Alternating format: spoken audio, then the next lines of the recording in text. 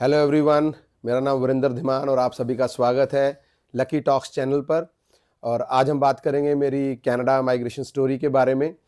और शुरुआत से शुरू करते हैं। सबसे पहले 18 साल की उम्र में काम करना शुरू कर दिया। ज़िंदगी के 15, 16, 17 साल तक मैं सेल्स एंड मार्केटिंग में रहा। बहुत अच्छा काम किया, बहुत मेहनत की, ग्रोथ की, सक्सेस हासिल की, पैसा बनाया, देश विदेश घूमा। कम से कम 8 से 10 देश मैंने अपने उस करियर में घूमे।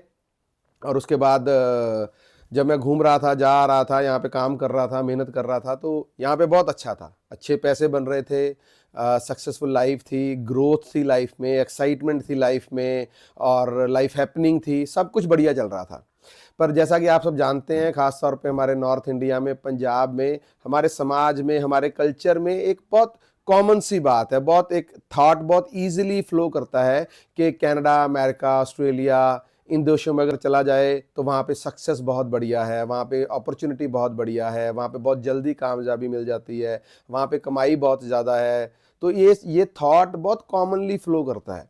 और हमारे समाज में जो लोग अब्रॉड चले जाते हैं, उनकी फैमिलियों में लड्डू बांटे जाते हैं, खुशियाँ मनाई जाती हैं, चलो जी बच्चा बाहर चला गया, ऐसा सोचा जाता है। तो एक कॉमन सी बात। और एक दूसरा फैक्ट, सच बात ये भी है कि पिछले 30-40 साल में जो भी लोग कनाडा, इंग्लैंड, अमेरिका, ऑस्ट्रेलिया गए, जिन्होंने वहाँ जाके मेहनत की, बहुत सक्सेस हासिल की, उनकी सक्सेस, उनका पैसा, उनकी ग्रोथ यहाँ रह रहे लोगों ने बहुत अच्छे से देखी। एनआरआईज अक्सर साल 2 साल बाद आ जाया करते थे, घूमते फिरते थे, शादियाँ अटेंड करते थे, यहाँ पर अपने भाई बहन बंधुओं के लिए बहुत सारे गिफ्ट्स लेके आते थे, फिर अपनी वहाँ की वो सक्सेस स्टोरी सुनाते थे कि वहाँ पे गाड़ियाँ बहुत अच्छी हैं, सड़कें बहुत अच्छी हैं, लॉ एंड ऑर्डर बहुत अच्छा है, बहुत सुंदर मुल्क है, वहाँ पे इंसान की ज़िंदगी की बहुत वैल्यू है, वहाँ पे लोन बहुत आसानी से मिल जाते हैं, वहाँ पे अपॉर्चुनिटीज़ बहुत ज़्यादा हैं। तो अक्सर वो ऐसी स्टोरीज भी सुनाते थे। और कभी भी किसी भी एनआरआई को वापस आने की बात करते हुए नहीं सुना। हमेशा यही सुना कि जो चला गया वो बहुत सक्सेसफुल हो गया। यहाँ से वहाँ चले जाना ही अपने आप में सक्सेस है। वहाँ जाके क्या किया, कैसे आगे बढ़े, कैसे ग्रोथ की, वो बाद की स्टोरी है। यहाँ से वहाँ चले जाना ही अपने आप में सक्सेस रही है। ये बात हमेशा समाज में फ्लो करती रही। तो मैं तो लगभग 33-34 साल की उम्र तक काम करता रहा, बहुत एक्साइटेड रहा, बहुत ग्रोथ में फोकस रहा। मैंने उस दौरान बहुत सारी कंट्रीज घूम भी ली, देख भी ली, पर्सनली वहाँ पे गया, वहाँ के अच्छे अच्छे होटल्स देखे, अच्छे अच्छे साइट सीइंग की, घूमे फिरे, जो भी वहाँ की बेस्ट जगह होती है देखने के लिए टूरिस्ट देखते हैं वो देखी। तो मुझे पता था कि वो देश बहुत साफ़ सुथरे हैं, सुंदर हैं, लॉ एंड ऑर्डर है, ट्रैफिक सेंस है, और वहाँ पे बहुत लग्जरी है, वहाँ पे गाड़ियाँ इतनी बड़ी बड़ी और इतनी बढ़िया थी, इंडिया में हमने कभी देखी नहीं। इतने अच्छे मॉल्स और ब्रांड्स थे, और इतनी अच्छी क्वालिटी थी हर चीज़ की, चाहे वो खाने की बात हो, चाहे कपड़ों की बात हो, चाहे वहाँ के होटल्स की बात हो, चाहे वहाँ के कल्चर की बात हो। तो बहुत बड़ा एक डिफरेंस जो था बहुत वो क्लियरली नज़र आता था। अगर हम बात करें तो आज से 15-20 साल पहले, तो मुझे वो दुनिया बहुत अच्छी लगी, क्योंकि मैंने पर्सनली देखी। जब मैं वापस आता था तो दोस्त, भाई, बंधु, रिश्तेदार पूछते थे कैसा है वहाँ पे, क्या देखा, क्या बढ़िया लगा, हमारे देश में तो नहीं है, यहाँ तो नहीं है। तो वो सब मैं देख रहा था। लेकिन टिल 32, 33, 34 की एज तक मुझे ये कभी एहसास नहीं हुआ कि मुझे भी वहां चले जाना चाहिए, मुझे भी वहां सेटल हो जाना चाहिए। ऐसा थॉट नहीं आया कभी, वो सब कुछ देखने के बाद भी। लेकिन अचानक फिर बेनेसिस में कुछ ऐसा हुआ, लाइफ की कुछ उथल पुथल वैसी हुई, तो मन में थॉट आया, भाई चलो अब देखते हैं, एक और अपॉर्चुनिटी है, अब्रॉड जा सकता हूँ, वहाँ पे बढ़िया ज़िंदगी है। तो जो सबकॉन्शियस माइंड में कई सालों से अपने माहौल में रहते हुए एक प्रोग्रामिंग हो गई थी कि अगर अब्रॉड चला जाए तो वहाँ पे तो सब बल्ले बल्ले है, सब कुछ बहुत बढ़िया है। तो वो सबकॉन्शियस माइंड का थॉट कॉन्शियस माइंड में आ गया कि अब मुझे उस तरफ कदम बढ़ाने चाहिए, अब मुझे बाहर जाना चाहिए। तो शुरुआत में मैंने पहले, क्योंकि मैं ऑस्ट्रेलिया घुमा हुआ था, तो मुझे ऑस्ट्रेलिया पर्सनली ज़्यादा पसंद था, कनाडा भी देखा हुआ था, तो मुझे पर्सनली ऑस्ट्रेलिया ज़्यादा पसंद था। तो मैंने ऑस्ट्रेलिया के लिए अप्लाई किया। हमारी फाइल बहुत अच्छी रही, पॉइंट्स भी बहुत बढ़िया बने। पर हमें उम्मीद थी 6 महीने में पीआर मिल जाएगी, लेकिन उस सारे प्रोसेस में 3 साल लगे, लटक गया काम। वो at the end of the 3 years वो काम नहीं बना, रिफ्यूज़ल हो गया, गॉड नोज क्या हुआ।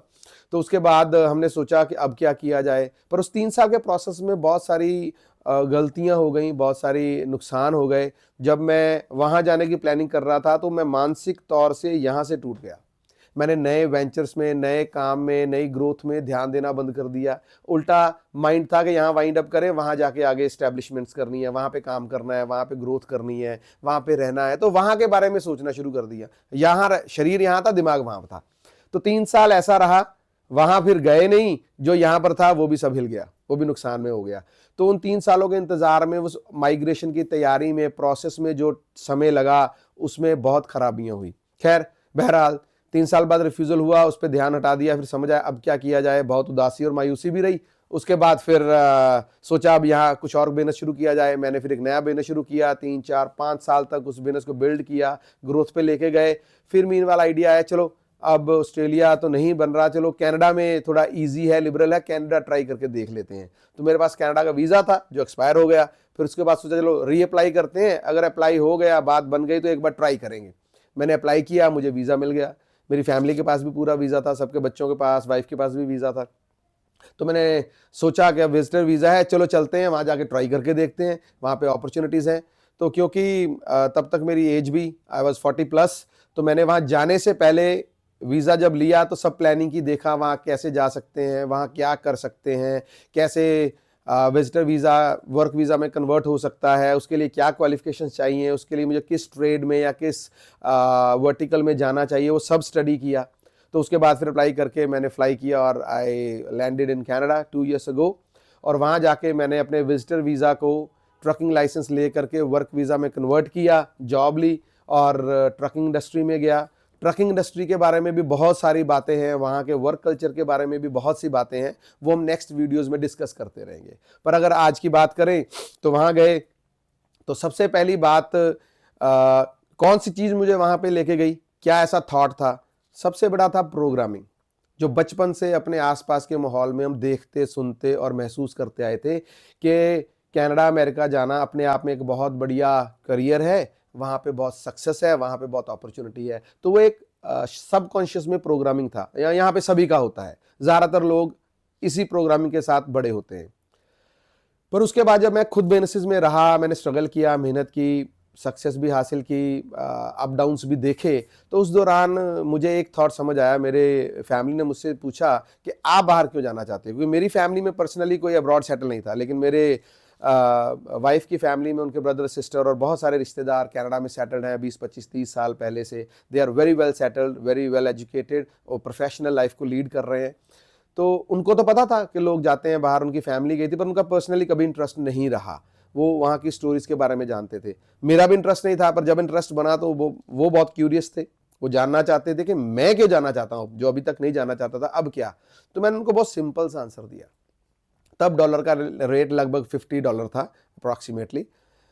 मैंने उनसे बोला कि मैं 1:50 का रेशियो का जो लीप है वो लेना चाहता हूँ।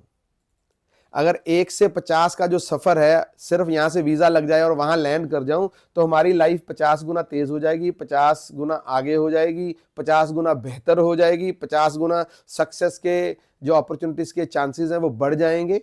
तो मैं वो लीप लेना चाहता हूँ। मुझे ये समझ आ रहा था कि वहाँ पे बेटर है। तो ये जो लीप वाला थॉट था, इसने मुझे कन्विंस किया कि अगर मैं बाहर जा सकता हूँ तो मुझे वो ट्राई करना चाहिए। जैसे मैंने कहा कि 1:50 की लीप मिल जाएगी, इस थॉट के साथ मैंने कनाडा के लिए वीज़ा अप्लाई किया, क्योंकि मैं ऑलरेडी बहुत जगह ट्रैवल किया हुआ था, बहुत सारी कंट्रीज़ में, तो वीज़ा आसानी से मिला। वीज़ा मिलने के बाद मैं वहाँ पे लैंड किया। जब मैंने अप्लाई भी किया था और जाने के बारे में सोच रहा था, तो मेरे मन में पूरी प्लानिंग थी। मैंने यहाँ पे खूब स्टडी किया कि वहाँ लैंड करने के बाद क्या क्या किया जा सकता है जिसमें पैसा भी अच्छा बने, जिसमें ग्रोथ भी हो और जिसमें लेटर ऑन पीआर मिलने में भी आसानी हो। क्योंकि आप भी सुनते होंगे लोग विजिटर वीज़ा पे या वर्क वीज़ा पे जाते हैं, बट उनको बाद में पीआर लेने में बहुत परेशानियों का सामना करना पड़ता है। तो यहाँ रहते हुए मैंने खूब स्टडी किया, वहाँ पे बातें की, यहाँ पे सर्च किया क्या किया जा सकता है। तो मुझे एक बात समझ आई जब मैं वहाँ लैंड कर गया, प्लानिंग के साथ गया था, सोच के गया था कैसे परस्यू कर सकते हैं अपने पीआर के लिए और वहाँ रहने के लिए। तो मुझे एक बात समझ आई थी कि वहाँ पर जो सबसे पॉपुलर इंडस्ट्री थी, जिसमें अच्छा पैसा बनता था, जिसमें ग्रोथ थी, वो थी ट्रकिंग इंडस्ट्री। अगर आप ट्रकिंग इंडस्ट्री में जॉब कर रहे हैं तो आप बनस्पत किसी भी और जॉब के इस जॉब में ज़्यादा बढ़िया पैसा, ज़्यादा पैसा बना सकते हैं। और उसमें जाने के लिए आपके पास लाइसेंस होना चाहिए, और लाइसेंस लेने के लिए विजिटर वीज़ा पर लाइसेंस आपको पैन कनाडा में सिर्फ ओंटारियो स्टेट में ही मिलेगा। तो I landed in Ontario state. I enrolled for my driving licence. सबसे पहले कार का लाइसेंस चाहिए था, लर्नर था, उसके बाद क्लास 5, 4, 3, 2 पूरा एक प्रोसेस है। उस प्रोसेस को कंप्लीट करने में लगभग मुझे 4 से 5 महीने ट्रक के लाइसेंस तक पहुंचने में लगे, जिसमें 2 से 3 महीने का लगभग ट्रकिंग का कोर्स था। और उस कोर्स को मेल्ट कोर्स बोलते हैं। उस कोर्स को इनरोल करके उसमें थ्योरी भी होती है, प्रैक्टिकल भी होती है, डेमोज भी होती हैं, टेस्ट भी होते हैं। उसके बाद आपको कमर्शियल ड्राइविंग लाइसेंस मिलता है।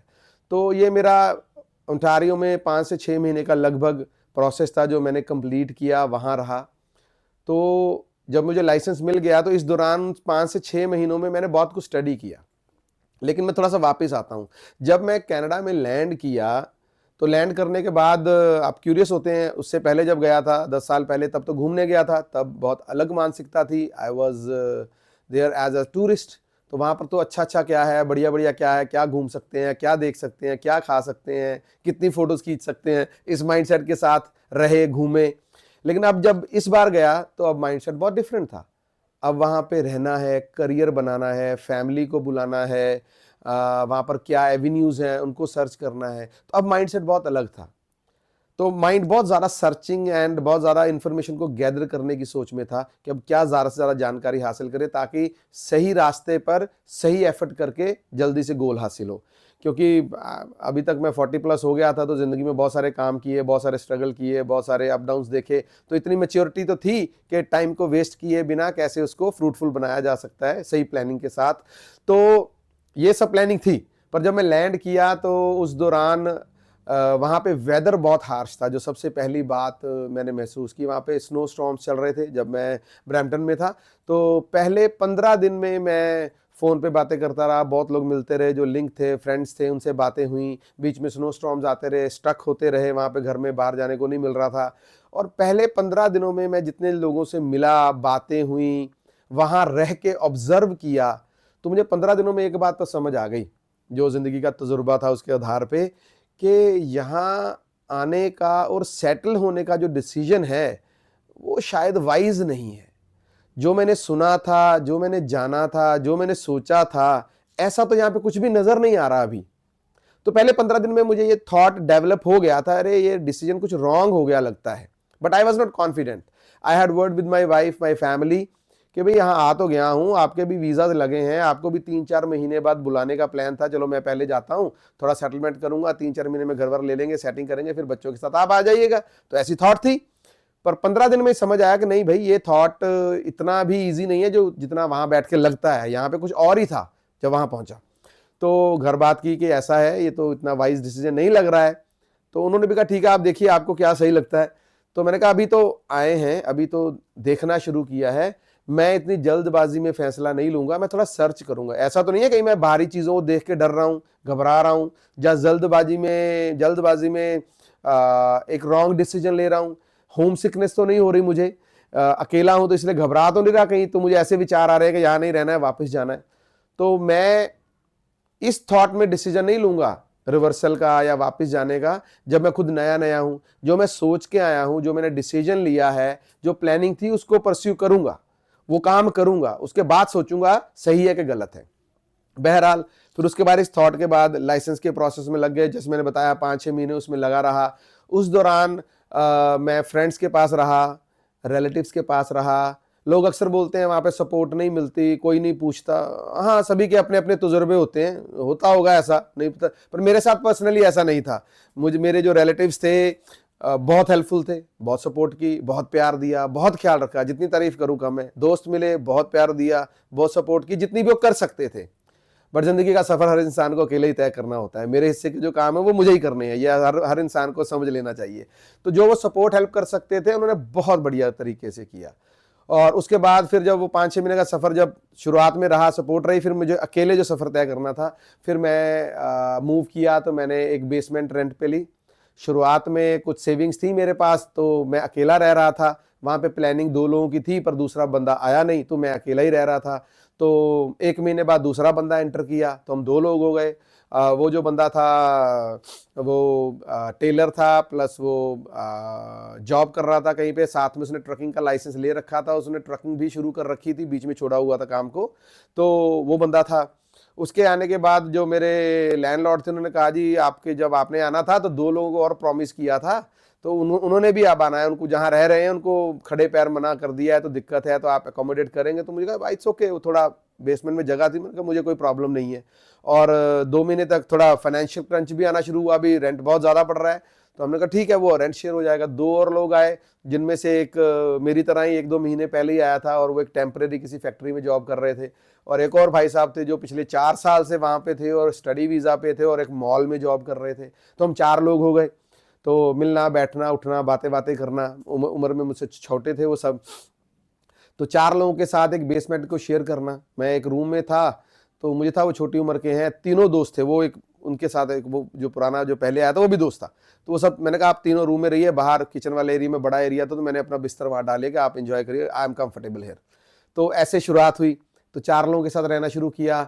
1 महीने बाद उन 2 दोस्तों ने कहा कि हमारा एक तीसरा बंदा है वो एडमिंटन चला गया था, यहाँ से शिफ्ट होके वो वापस आ गया, वो बोल रहा है मुझे वहाँ नहीं रहना है, वो 1 महीने बाद ही वापस आ गया, वहाँ नहीं रहा, तो वो आना चाहता है, उसको हमें रखना पड़ेगा क्योंकि हमें उसने हमें हेल्प किया था, तो उसको बुला लें। तो मैंने कहा नो प्रॉब्लम, आप बुला सकते हो।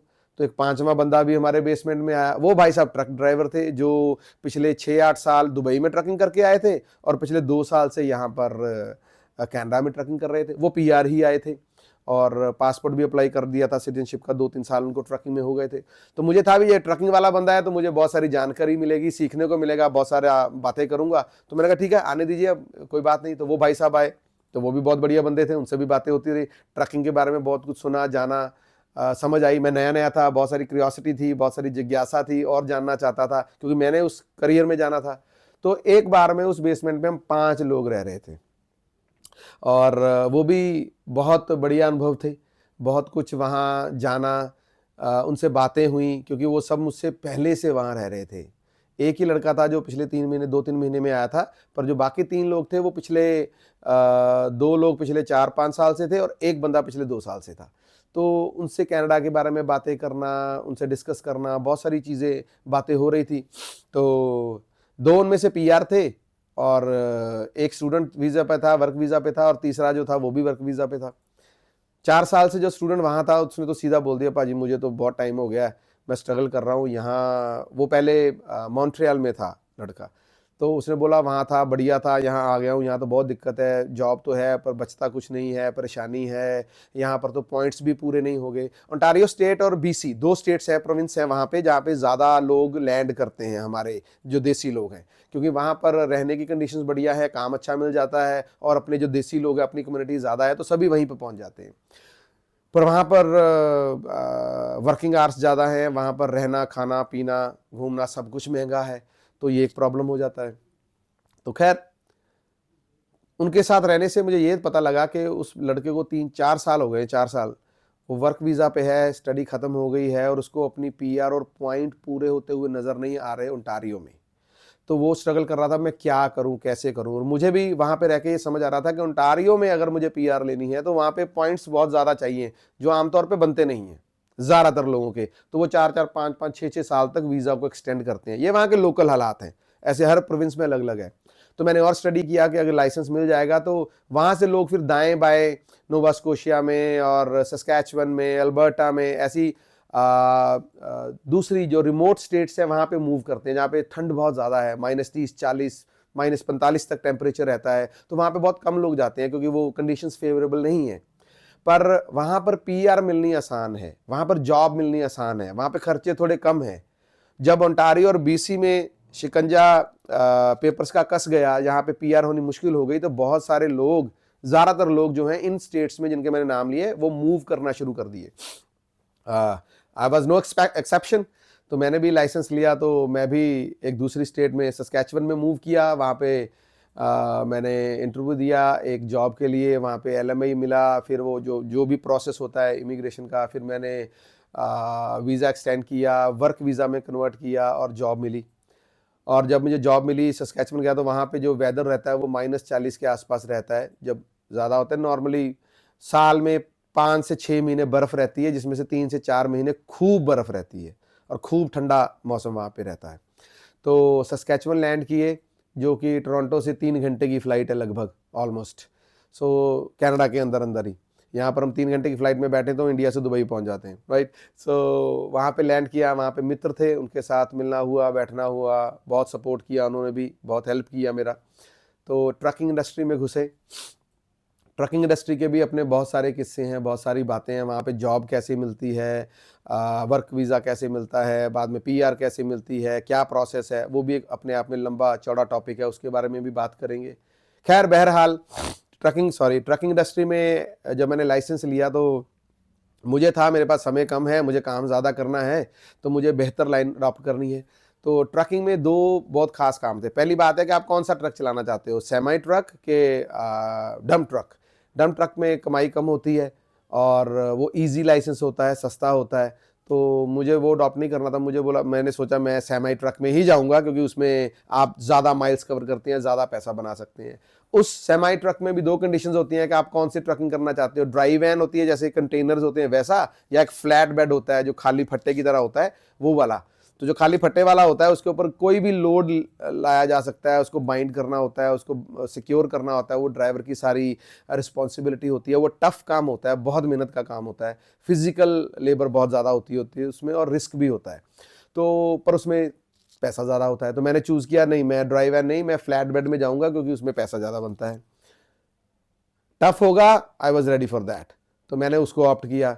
उसके बाद ऑप्शन था कि आप कनाडा वाइड ड्राइव करना चाहते हैं या आप कनाडा से अमेरिका में ड्राइव करेंगे। अब कनाडा वाइड ड्राइव करने में दिक्कत ये है कि उसमें पैसा कम बनता है, माइल्स कम मिलते हैं। कनाडा टू अमेरिका ड्राइव करते हैं तो उसमें माइल्स ज़्यादा होते हैं और पैसा ज़्यादा बनता है। मेरे पास चूँकि यूएसए का ऑलरेडी वीज़ा था 5 साल पहले, तो मैंने ऑप्ट किया कि मैं फ्लैट बेड ही चलाऊँगा और उसके बाद मैं कनाडा टू यूएसए ही ड्राइव करूँगा, ताकि ज़्यादा पैसा बने।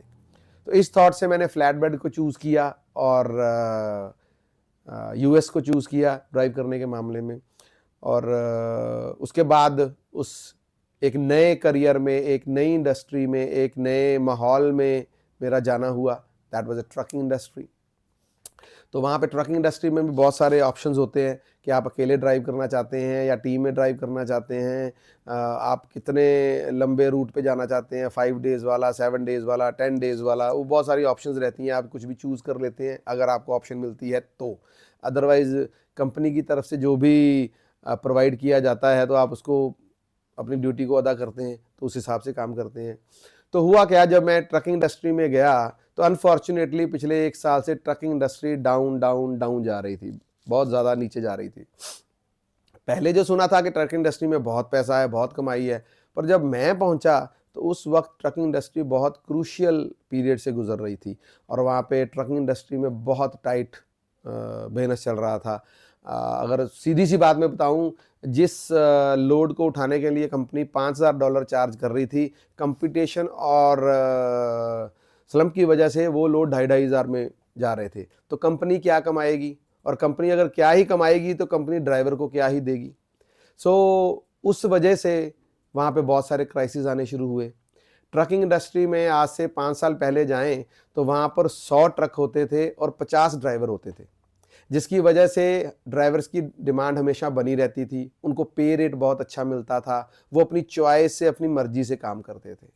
पर पिछले 2-3 साल में क्या हुआ कि बहुत सारे स्टूडेंट्स चले गए थे, तो 20, 22, 24 साल के बच्चों ने जब कुछ काम नहीं मिला तो ट्रक का लाइसेंस लेके ट्रकिंग करना शुरू किया। ट्रकिंग लाइन में मंदी आ गई, इकॉनमी डाउन आ गई, ये सब आप लोग जानते हैं। और वहाँ पर जब मंदा आया तो हालत ये हो गई कि अब ट्रक 100 हैं और जो ड्राइवर हैं वो 200 हैं। अब ड्राइवर्स को ज़्यादा पैसा मिलने की बजाय कम पैसा मिलना शुरू हुआ, क्योंकि जो ट्रक कंपनीज थी उनके पास अब ज़्यादा चॉइस है। वो अब आपको जो पे रेट है वो आपकी मर्जी से नहीं देंगे, अपनी मर्जी से देंगे, क्योंकि आपको अगर चाहिए तो ले लो, नहीं तो और आपके पीछे बंदा खड़ा है इंटरव्यू देने के लिए और जॉब लेने के लिए। तो उसकी वजह से कंपटीशन बढ़ गया, ड्यूटी टाइमिंग बढ़ गई, टफनेस बढ़ गई, और जो आपकी सैलरी और आपकी इनकम है वो बहुत कम हो गई। इतनी कम हो गई कि आप उसको लेस देन हाफ बोल सकते हैं। अगर कोई ड्राइवर 6, 7, $8,000 बनाता था पहले, अब वो 2, ढाई, मैक्सिमम $3,000 बना रहा है, स्पेशली जब वो वर्क वीज़ा पर है। अगर वो परमानेंट है, पीआर है, सिटीजन है तो बात अलग है, तो उनके पास बहुत सारी अपॉर्चुनिटीज़ हैं, वो बढ़िया जॉब्स पे ही जाते हैं, उनको अंग्रेज़ कंपनियों में जॉब मिलती हैं। लेकिन अगर आप वर्क वीज़ा पे हैं, आपने LMA ले रखी है, तो आप वहाँ पे बंधुआ मजदूर हैं, आपको वहीं पे काम करना है और वो जो देंगे वो आपको वही मिलेगा। तो वो एक अलग तरह का चैलेंज शुरू होता है उस फील्ड में। ट्रकिंग के बारे में मैं अलग से एक वीडियो बनाऊंगा जिसके बीच में हम इसके बारे में बात करेंगे। खैर, बहरहाल इस सारे प्रोसेस में मुझे 6 से 7 महीने लगे। ट्रकिंग इंडस्ट्री में मैं एंटर किया और वहाँ पे करियर जो था वो काम करना शुरू किया। जो मैंने सोचा था कि मैं जो सोच के आया हूँ कि लाइसेंस लूँगा, ट्रकिंग इंडस्ट्री में जाऊँगा, काम करूँगा, पैसा बनाऊँगा, उसके बाद फैमिली को बुलाऊँगा सॉरी, पता समझ 15 दिन में आई थी कि कुछ रॉन्ग हो गया है। लेकिन मुझे ये थॉट था बहुत स्ट्रांग कि मैं इतनी जल्दी क्विट नहीं करूँगा, डरूंगा नहीं। जो सोचा है वो मेहनत, वो तपस्या, वो स्ट्रगल करूँगा, ताकि कभी बाद में मेरी ज़िंदगी में ये मलाल मुझे ना रहे कि मैंने स्ट्रगल बिना किए डर के ही फील्ड को छोड़ दिया। मुझे पता होने चाहिए मैं क्यों आया हूँ और अगर मैं वापस जाऊँगा तो क्यों जा रहा हूँ। तो ये मुझे क्लियर होना चाहिए। और पानी के, तालाब के, नदी, समुंदर के बाहर बैठ के मैं फैसला नहीं लेना चाहता था। मैं उसके अंदर डुबकी लगा के गहराई देख के बाहर आना चाहता था, ताकि रेस्ट ऑफ द लाइफ मैं सेल्फ कॉन्फिडेंस के साथ रहूं और शीशे में जब देखूं तो खुद से नज़र मिला पाऊं कि मैं भाग के नहीं आया, मैंने सब देखा, मेहनत की, हासिल किया, स्ट्रगल किया, उसके बाद मैंने डिसीजन लिया। सो आज की वीडियो में इतना ही बहुत है और अभी अगले ये और भाग बनेंगे। तो मेरी कनाडा की जो माइग्रेशन स्टोरी का पहला भाग आपके साथ मैंने शेयर किया, अब जल्दी ही हम दोबारा मिलेंगे। आप सबसे बात करके बहुत ज़रूरी लगा और जो भी दोस्त और इसके बारे में जानना चाहते हैं please subscribe the channel. Thank you very much.